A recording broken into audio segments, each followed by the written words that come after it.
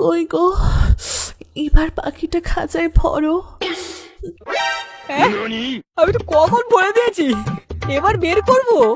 তোর শান্তির ছেলে, তোকে কতবার বলেছি যখন ভরবি আমাকে বলে ভরবি, না হলে আমি বুঝতে পারি না।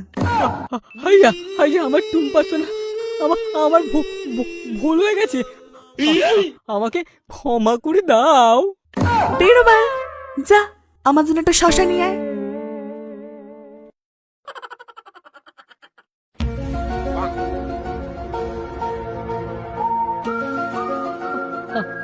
আগের বউটা পালিয়ে গেল, এবারের বউটাও মনে হয় থাকবে না। ডাক্তারটা এবার দেখিয়েই আছি। আরে সোনুদা, কোথায় যাচ্ছ? আরে ভাই বলিস না, তোর বৌদির খুব সমস্যা, তাই ডাক্তারের কাছে যাচ্ছি। বৌদির আবার কি হলো গো? বৌদির কিছু হয়নি, হয়েছে আমারই, কিন্তু সমস্যা হচ্ছে তোর বৌদির। ও, তোমার সেই ছোটর সমস্যাটা? আর দুঃখের কথা কি বলবো তোকে।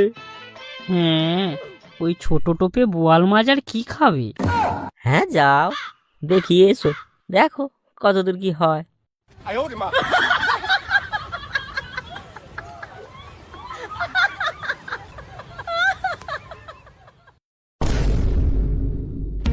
বলু বাবা, কি বলিস? এই হলো সুযোগ, বিরিয়ানি ভাগ করে খাওয়া যাবে।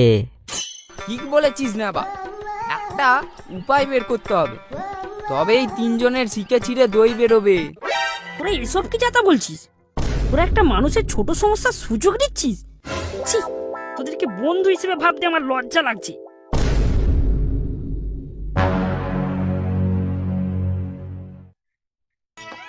কি আমার বালের চাঁদি রে, আমার টুম্পা বৌদির ভাগ নেবে? টুম্পা বৌদি শুধু আমার। এখন তাড়াতাড়ি যাই, সোনুদাকে আবার গিয়ে ধরতে হবে।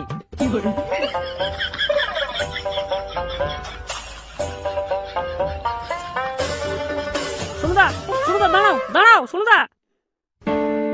কেন রে, কি হলো? আরে সবার সামনে কি ওসব বলা যায়? ছোট বড় ওসব কোনো সমস্যা নয়, তোমার চাই স্ট্যামিনা, তার ওষুধ আমার কাছে আছে। সত্যি এ ওষুধ তোর কাছে আছে?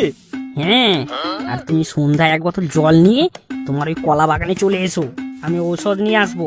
আচ্ছা আচ্ছা ঠিক আছে, আমি এখন বাড়ি যাই।